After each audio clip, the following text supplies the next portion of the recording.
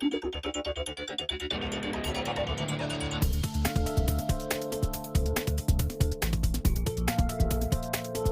everyone, welcome to a brand new episode of GameSpot Now Playing. I am your host, Giancarlo Veronini.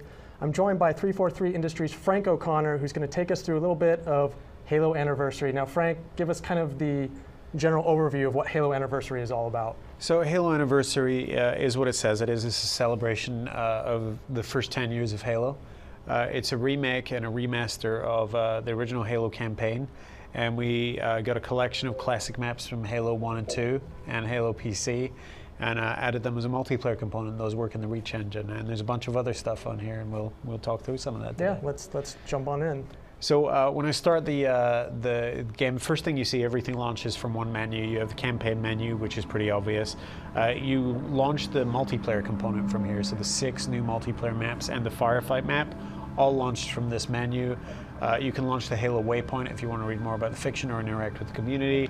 Extras will show you some of your unlocked stuff. You can watch terminals that you've unlocked here. You can read the credits. We won't go through all those right now. Too many people to mention. But let's go right in the campaign and get it started. But one exclusive I wanted to give you. Classic mode works anywhere in the game, including the title screen. So if I press the back button, we'll switch to the classic title screen as well. So very nice. Let's go back to that and we'll launch the campaign. So I'm going to play on normal because I'm going to be talking while I play and I don't want to ruin it, but I'm going to select my mission. We'll start with Pillar of Autumn because that's the start of the game. The funny thing about Pillar of Autumn is that it's a tutorial. And that in itself isn't unusual, but it's a tutorial for how to play an FPS game on a console, as well as a tutorial for Halo. So it's definitely a weird blend of things, and it's actually very simplistic compared to the rest of the game, which is a much more open world sandbox experience. So the Pillar of Autumn level feels much more confined, much more claustrophobic, and of course you start off with no weapons at all, so it also feels a little underpowered, at least for the first few minutes. So here we see the Pillar of Autumn. This model is based loosely as an amalgam of the version you saw at the end of Reach, and of course the original from Halo CE. Cinematics, if you're watching them, will watch through in the mode that you choose. So if you start watching it in Classic, it'll play through in Classic. If you start watching it in Anniversary mode, it will play through in Anniversary. And of course we're seeing the updated graphics here. As we go aboard the Pillar of Autumn and see some of the characters, we didn't want to touch the cinematics too much, so we played around with some of the camera angles. We've also added new motion capture and faces for all the characters, so they definitely look significantly improved from the original, but we didn't really want to touch the drama or the flavor, so we haven't altered it too much. Of course, we do have an all-new soundtrack. We re-recorded all of the music note for note with the Skywalker Orchestra. We also remastered all the sound effects, so it's a much more sophisticated 5.1 mix. The weapons are hotter and louder, more centered, and they're even the original voice acting. We had all the original materials, so everything's now less compressed and much cleaner sounding than it ever was. And so those are just polish items. The game itself sits in the same philosophy. We didn't want to change it, so the physics, the gameplay, the AI, even the animation sets are all identical. We didn't want it so that when you switch back to classic mode, that you saw something had broken or something had changed. So we were very, very careful about that. So I'm going to skip the cinematic and we'll leave some of it for later, and we'll go straight to the Chief coming out of cryo sleep. So we added online co-op. So actually, if you start a co-op game, you will start with 2 cryo tubes, which is sort of new. And it doesn't make a lot of sense, but it's a cool way to get both guys into the action without feeling like the story's just about the guy on your left. Chief, please look around the room. It's funny as this kind of tutorials kind of become standard with first-person shooters now. Kind of the look up, look down, look left, look right. Absolutely, but it was necessary here because people didn't know how to use the sticks. And of course, you can use the classic mode at any time I press the back button. Go back to the original. See how different it looked. Okay, sir. Obviously, you know, the old assets have been up-res for the higher resolutions and things like that. So even if you are playing in the classic mode, you're still kind of getting a new visual treatment. Yeah, and actually both modes are running simultaneously, so we're not switching from one engine to another. Both engines are running simultaneously. And our guide here is telling me that it's time to go and definitely figure out if I'm inverted or not. Now, inverted, as you know, is the way God intended people to play console games. And I lobbied pretty hard to get the term inverted changed to natural and correct, and to have non-inverted called something much less flattering. I think there are some people that might disagree with you, just some. Of course. But, you know, I mean, you only have to look at an election to find out how smart people are. 50% of people are smart. Good point. Yeah, so we're going over here. This is where you get your shields tested, but really what we were doing here in the tutorial was showing you what a shield was, how it worked, and actually, I'll be honest, when I first played this, I just didn't really understand it until I got out into combat, and combat is quite a ways away, so we have him talking to the guy up here. My energy shields are charging. This was actually a fairly new system. This was one of the first, definitely one of the first FPS games where you never die if you want to survive. You can go hide and wait. But it did change the pace of the game. It plays like you have lives because there are penalties, and you can die, of course. But it forces you to take stock, pause, be more strategic in the way that you approach problems. Hopefully, I won't run into too many here on a normal mode. I should probably have set it to easy, huh? Well, just even the idea of sort of just the regenerate, even though it's not your health, regenerating health is kind of started with Halo a little bit in terms of introducing it as a standard feature for a lot of shooters now. Absolutely, and there's a lot of weird nuances to that. I mean, when Reach brought back health packs, it changed the pace and the balance of the game a little bit. So they sound like fairly small additions, but they can completely change how long it takes you to get through a game or how it feels. And of course, the whole purpose of energy shields was to make it a continuous, smooth flowing experience rather than making it easier. Right. Because it actually doesn't change the difficulty in and of itself. It just means that there's less pauses between punishments. So this is, you know, a good example of press A to jump. You know, that's not something that you necessarily go through in most training modes, but you do from time to time. So the interiors actually have some of the most distinctively different graphics when you switch back to. Oh wow! I mean, the game still looks pretty good for its age, and you're right. Having it in 720p helps, but you know, the technology's come on a long way, and there's just a lot more horsepower available. So. Ducking, yes. Are you a hold to crouch or a toggle? I am a hold to crouch. Wow. Yeah, one of those. No, that's correct. Toggle is no good. And we have, of course, the flashlight. Something that I think is interesting that 343 has talked about is this. I'm going to cut to show you how dark this was back in the day. Oh my gosh. Sorry. Just sort of the whole Halo being 10 years old, you know, people who were, you know, 10 years old are now 20, people who were 8 were now 18, you know, it's a whole nother generation that's going to be able to experience the first Halo game in a new kind of way. Absolutely. And I think that, you know, more than that, there's going to be cross-generational play where you have parents playing with their kids. And in fact, we have this fairly light Kinect functionality for voice in campaign where anytime you can say grenade or reload, which sounds like a bit silly, but the fact is that you're going to have dads introducing their sons to this and playing through it in a sort of co-op, a verbal co-op, and I think there's going to be a lot of untimely reloads happening as a result. And a lot of relationships going south in the family. But there's definitely a lot of other stuff in there. And actually, while we're talking about Kinect, we also put in analyze mode, which when you say analyze, will sort of curate the objects that are in any given scene. So if you want to find out a little bit more about the grunts, just look at a grunt and say analyze it, it'll curate it, and you can read about it in pretty good detail with some graphics. Very nice. Most of the stuff is available elsewhere. You can find it on the Halo Wikipedia, you can find it in Waypoint itself, and the encyclopedia and so on, but we thought it was just a cool way to interact with the universe and learn a bit more about the universe if you're new to the game, and it's likely that Kinect users are going to be more likely to be absolutely fresh to the Halo universe than other users. You can see that our Cortana is sort of based on the Halo 3 model, but the Chief was the hardest one to get right. We went way too modern the first pass, we went way too retro in the second pass.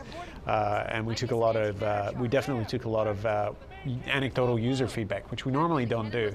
Anecdotes are really useful to color things, but they're terrible for statistical analysis. But in something like this, when it's as subjective as this, and it's a sort of feel issue, the anecdotes from the community can become very, very important. So Keys is going to tell us that everything is going terribly, terribly wrong in his calm, stoic manner, but we're going to skip out of that. He's going to give me a gun. Thank you. That's what I wanted. I didn't need to hear all his guff. Now, the gun isn't going to work till I go off the bridge, but I wanted to show you something else here. We have introduced some new story via terminals, and if you look around the bridge, you're going to see the sky, everything looks great, comms looks great, but what's wrong here? There's an incoming message. Now, who could that be from? So we added terminals. They're animated with cool audio and very approachable story. This particular segment actually reveals a lot about the Halo backstory that was a mystery the first time you played through, and it's going to give a lot of depth and reasoning to some of Guilty Spark's crazier activity. They get more and more insane as the game goes deeper, and they also become much harder to find. They're not all going to be glowing red on the first console that you pass.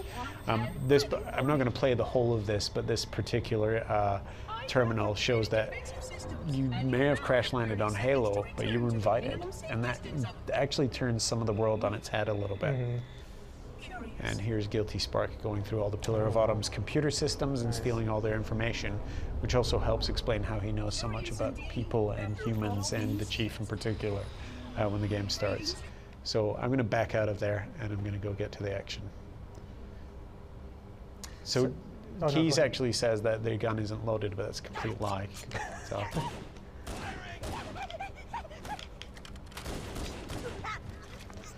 And that's going to go on the forums, get someone who can play. I can vouch for how hard it is to talk and play at the same time. It's usually not that hard for me, but that grunt was being particularly difficult. And you guys actually enlisted the help of Saber Interactive to help with the whole anniversary graphics layer that you're looking at was Saber's work and their technology. Obviously, they had some help from our engineers in getting it running, and especially in getting it so that you could do the switch on the fly, which this was originally selectable as a menu item, so you choose to play it one way or the other. But we realized pretty early on in the development that it would be very, very cool if we could get that to be a real-time feature. And we messed around with different ways to do the transition. We had fades, we had dissolves. I lobbied very, very hard for Star Wipe. Star Wipe. Star Wipe would have been awesome. I would have spent the whole game in starry-eyed heaven. But of course, better taste than mine prevailed. So here we have regular fade to black. Fading to black was actually pretty important because it was pretty jarring when the game froze and you saw the sudden hitch. So we wanted to have just a little bit of a seam so that you didn't see some of the uglier things that happen when you do that switch. Yeah, so this is the Pillar of Autumn. So I'm going to switch now to another level. Okay. What I consider, honestly, the real first level of Halo. And funnily enough, I was talking about this earlier today. When I play Halo, and then when I try to remember what I did, I often remember that the first level that you actually play in the game is Halo. You crash land, and that's the first thing that happens. Of course, that's not true. You have to play through that tutorial. But that part of the game becomes so different than the tutorial. And I think that's one of the things that made it so exciting, is you think you know what kind of game you're going to play after you've done this tutorial piece, and then you crash land on Halo, and the whole world literally opens up. And you realize there's a very different kind of game, and it operates at a different scale with a different feel and a different atmosphere, and it changes pretty wildly. So, yeah, I think one of the unique things that the first Halo did is that it kind of lets you figure things out. Like, it plops you down on this. I mean, yeah, you have this really strict kind of tutorial, but then it puts you out there, and you just kind of and the first time you jump on a Warthog, for example, Cortana will tell you where to go, but she's not going to argue with you if you decide to go explore.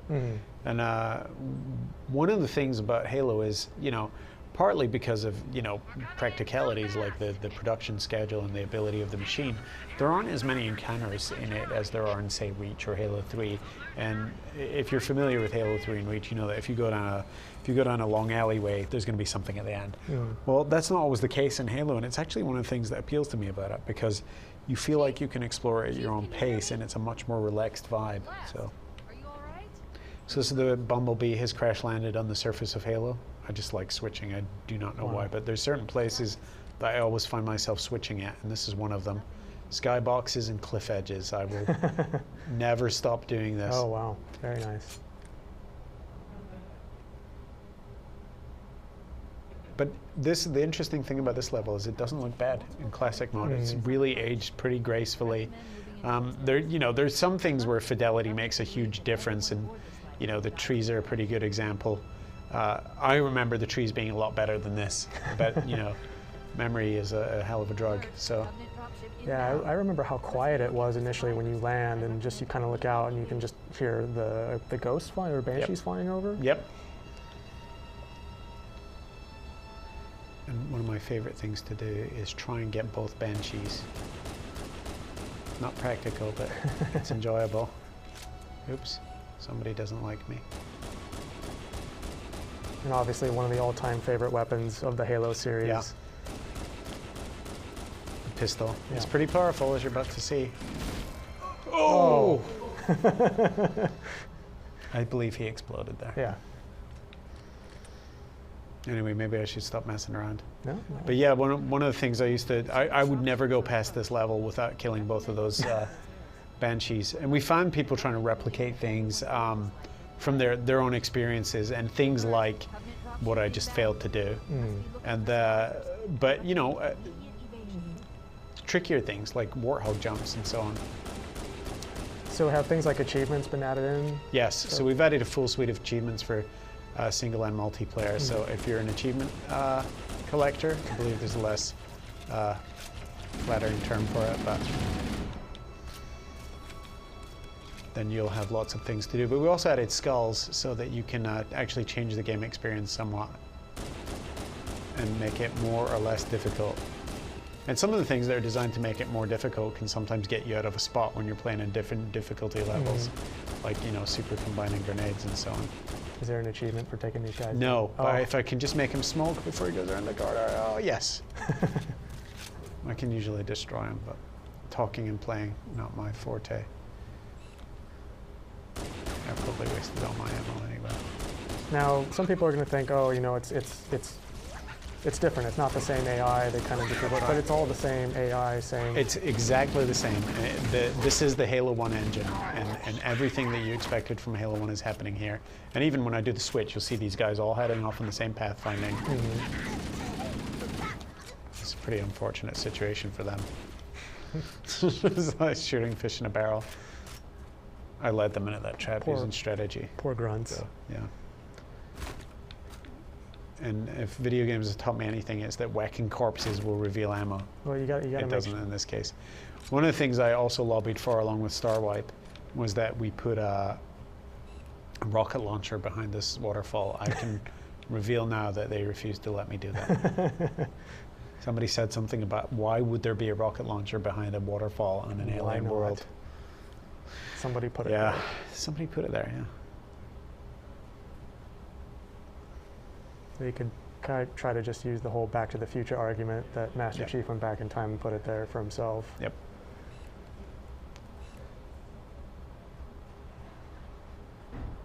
So again, if you imagine level 2 on Halo 2 or Halo 3 or Halo Reach, there would just be so much more going on. But this game, back in the day, was saying, take a look around, go explore these places. And you have warthog jumpers who are immediately thinking, well, can I get up here? And if I do get up there, what's up there? And it's not a fully open world. Obviously, it's hemmed in, but it does give you a surprising amount of latitude to go explore. And again, the pacing is different enough to let you do that in a way that I think modern games just never are. They have a plan for how you should play it, right down to the encounters. I mean, I know designers who will slave away on literally pixel width problems in their encounters, and this was designed to be a little bit more flexible than that, and it is, and it's still fun.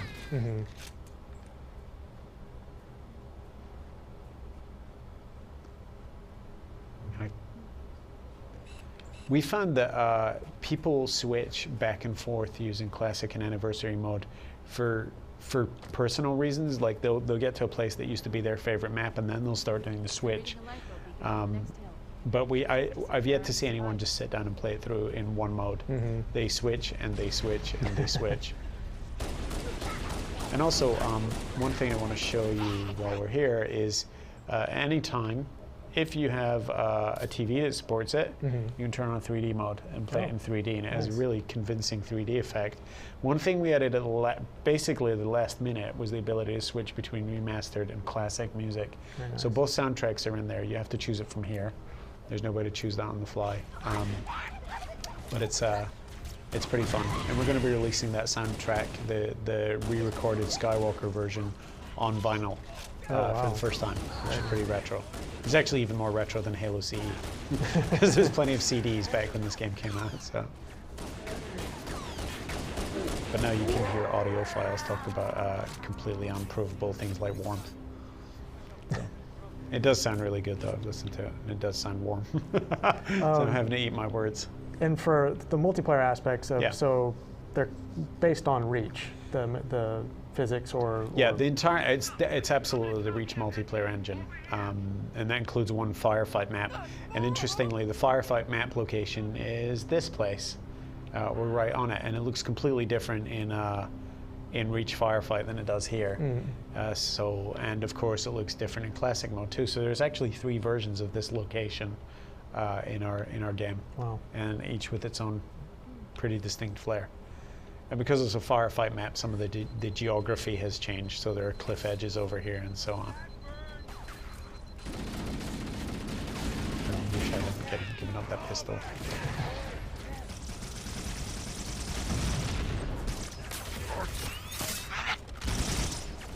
Yep. I swear the elites are smarter at using rocks for cover in this version.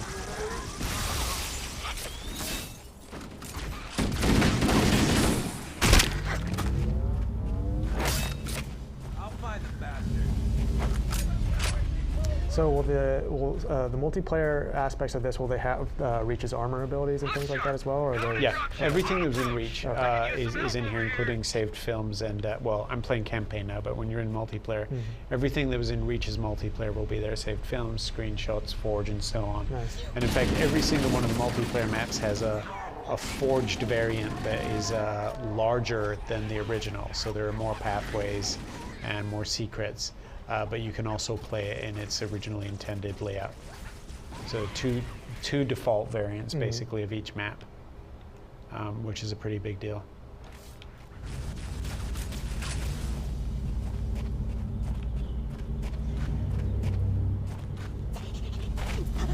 So this is, in some ways, one of the inspirations for Firefight, which is this sort of, hold your ground, hold your position, and fight off wave after wave of Covenant. But you have to do this in order to get the Another bandit dropping in behind us. They're trying to flank us. Warthog.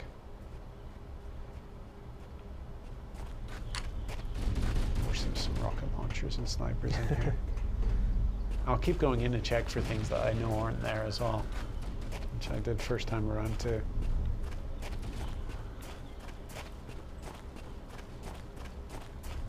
I've obviously lost a Covenant guy somewhere up here. Yeah, it's funny how much muscle memory factors into experiences like this, where you just kind of intrinsically know where to go. And yeah, exactly. And but how much you've forgotten as well. I mean, I've forgotten whole chunks of level, and there's, I mean, playing through Truth and Reconciliation, playing through the Maw, there were just whole sort of set pieces that I'd completely forgotten about that are just incredible fun. And the other night I was prepping this build to bring it down, and this is actually an older build. It's the RTX build, so it's gone gold since then, or rather it's gone a master since then. But this build has some issues, so I couldn't get my saved game, my profile to work in it. So I said, well, I'm just gonna have to play through, which would, when you played a game a million times and you're having to do it for work, sounds like a chore. But I intended to play through just the first 3 levels to open them up, and I couldn't stop, and ended up playing through the whole thing, which is why all the levels are unlocked on this build. But This is when you want to get a cheat code.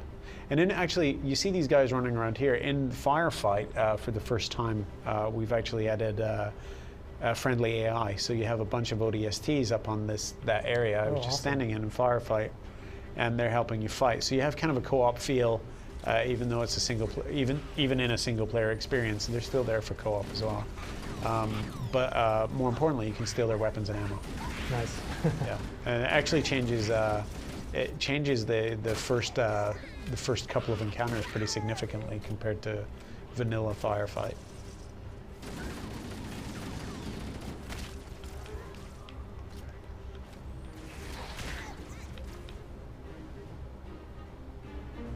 It always seemed to me too that Halo actually made melee like a viable thing. A lot of shooters before, melee was kind of a last resort, whereas in Halo, it was more in this game than any other. I saw people actively trying to use it, Yeah. And not using it as a last resort. It's definitely one of the points on Jamie Griesemer used to call the golden triangle, and it was definitely a part of that. But I think that it's become more than a triangle now. Honestly, I think that I certainly think about obviously the melee shooting, but I also think about armor abilities and running and sprinting and jumping and all of that stuff. I just think you're motivated to move through the world in the way that suits you best. Right. And you know that some people will just use a DMR for the entire game. Other people will look for vehicles. Other people will tear off every single turret they can.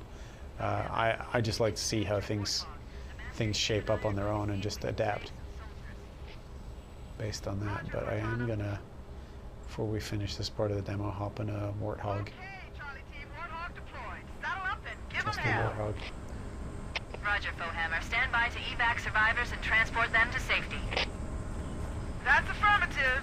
Echo 419 staying on station. Bowhammer out.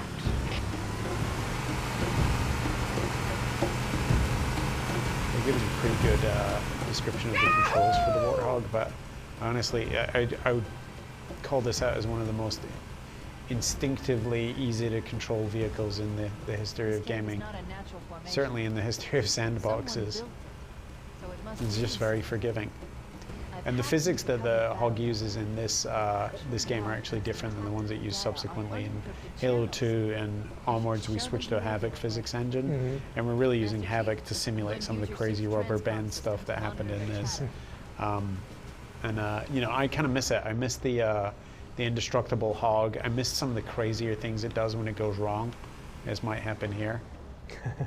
Now I'm gonna back it up.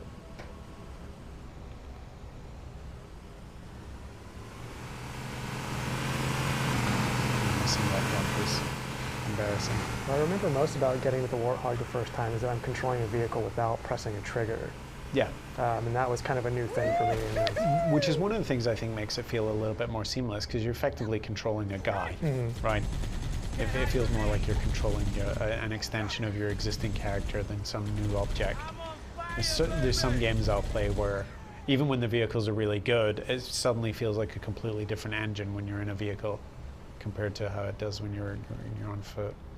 Speaking of which, I'm going to get on foot because I do not like dealing with these guys in the... Oops, somebody just took my shields out.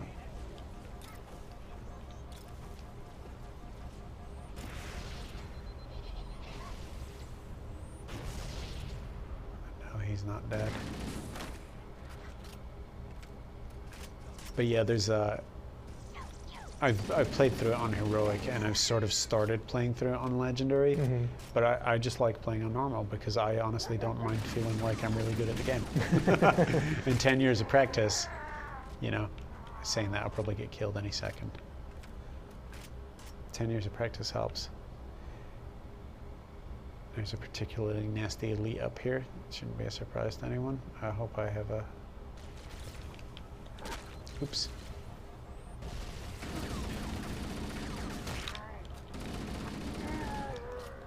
the elites look really, really, really good. Yeah, the elites are a sort of amalgam of slightly new stuff and the Halo Reach designs. We wanted to make the gap, the apparent chronological and aesthetic gap between Halo Reach and Halo Anniversary as slight as possible so that it wasn't jarring.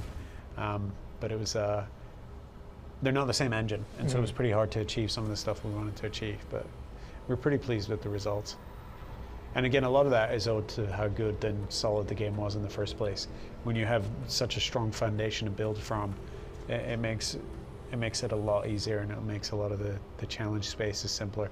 One of the things we never had to worry about while we're developing this game is the thing that you most have to worry about when you're developing a game, which is when it's finished, will it feel just right? And that was the only thing that we, once we'd solved some bugs, was the only thing we didn't have to worry about. And we certainly didn't have to worry about that as a bare bones design challenge. I don't want to dismiss the work that the designers did do, and there's a lot of it on this, but the design work was done effectively, and so we just had to make sure that it was faithful and appropriate to the experience that the game is 10 years on. Is there a point where you guys kind of had to cut yourselves off in terms of how much fiddling you did with stuff? And it sounds like Master Chief was mostly focused on Master Chief, kind of making sure he looked right, but... I'd like to say yes, but I mean, we were fiddling right up until the last minute. I mean, literally, the adding in the classic version of the soundtrack is something we wanted to do, and somebody back in the ranch just kept on working on it until it was possible, and so... And it, like the classic and anniversary Switch modes, somebody just kept tinkering with that code, and it got faster and faster, and we just didn't give up on it, so... It's, but you're right, eventually you have to say, okay, we've got to ship it. And unlike, we're not, I didn't have the luxury of when it's done. We knew that this had to ship day and date on November 15th, 2011, in exactly 10 years. And that's a crazy artificial deadline to shoot for. Yeah. And we did a lot of work between then and now, so we're definitely happy with the results, but it was hard. And I had the easiest time. There's a lot of people back in the office who work their fingers to the bone and are really, really proud of this. I think it's, we really went into this as trying to make it a gift for the fans and a celebration for the fans, and that, that everything from the $40 price point to the amount of stuff that we added to it and the care and attention that we lavished on it speaks to that. But we could have done more, and we wish we'd had time. Nice one! Yeah. It's funny, there are definitely some spots where you just see how huge the difference is, and it's pretty incredible.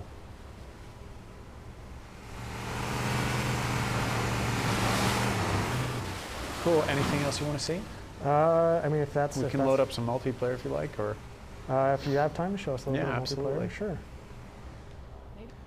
All right, so now we're going to jump into some Halo Anniversary multiplayer, specifically Firefight. Yeah, absolutely. I just wanted to quickly show people, and we've had a lot of questions about this. Does this come on one disc? Yes. Does it all launch from one menu? Yes. All the new multiplayer maps, the six remade maps and the Firefight map launch from this menu. And as soon as you press that button, it simply loads in effectively the Reach UI with some slightly different skinning, and is completely compatible with Reach from that point on, as long as you have the maps. If you're a Reach owner and you already have Reach and you buy this, you're able to install these maps straight into your Reach suite so that you don't ever have to swap discs. Great, so perfect. It makes it all fairly seamless. And if you only have Anniversary, that's fine. You just get match made with other people who just have those maps, including people who are playing Reach and have those maps. So there should be a great population for people from day one, obviously, because of Reach. So we'll start Firefight. So the Firefight map is actually a location from Campaign. It's Installation 04. It's actually the place that you have to hold down before your first Warthog arrives. So there's 3 versions of that in this game. There's the classic version, there's the Anniversary version, and there's the fairly radically different Firefight version, as you'll see when it starts. The graphics are different, the setup is different, and the geography is different. And it's the one other difference is that we were actually able to incorporate human-friendly AI this time around, as you'll see when I start stealing their stuff. So I think I'll start with this and go steal some better weapons. So you can see it's the same area, but it looks fairly different, and we've definitely made some changes to accommodate the Reach gameplay, obviously, but also make sure that you can just wander around forever and get lost, since it's Firefight, after all. obviously here we see you're able to use armor abilities from Yeah, Mage. absolutely.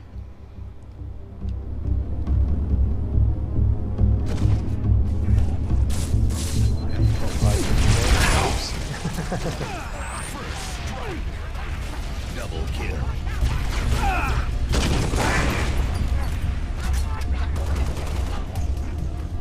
This is where the forums are really going to mock me. So why did you take that pro pipe if you're just going to waste it? Let's see, what do we got here? All right. Oh, come on, that should have killed him. Best save that.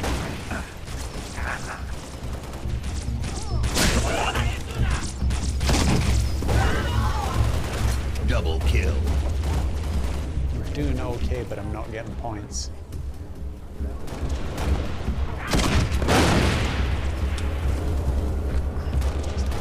Different.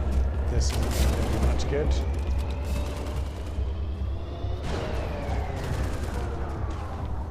Maybe it's not a little ordnance.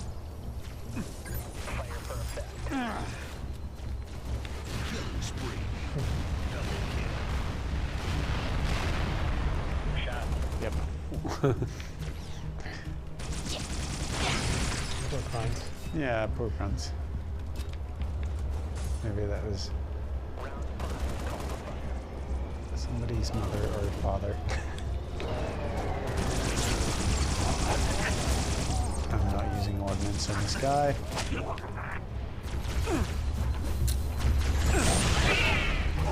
Double kill. I am going to steal some weapons from my buddies upstairs. That's one thing I really loved about the original Halo 2 is just that there was something so satisfying about the grenades and just the way they exploded and made other things explode. Yes. And actually, via skulls, you're able to sort of super combine some of those elements as well, depending which skull you use. Grunt Funeral's good because the grunts explode when they die, and we have another one that super combines all the grenades and makes a real mess. This is a really bad place to use it, but it looks good. So I used it to get one guy. Oh no, okay, I got an overkill. Good. There were some people coming up the ramp that I didn't see. No, I meant to get them. You knew they were Yeah. there the whole time. Yeah, exactly. So that's Firefight. It definitely makes a big difference having friendly AI. Yeah. I'll take his AR. And now he's got a plasma pistol. He's not super happy about that. But and you can see that again the geography is pretty different. There was no cliff edge here before, so.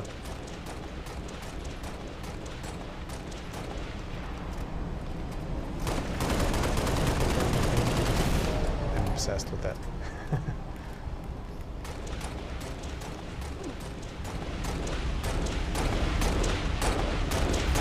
This was zero bloom.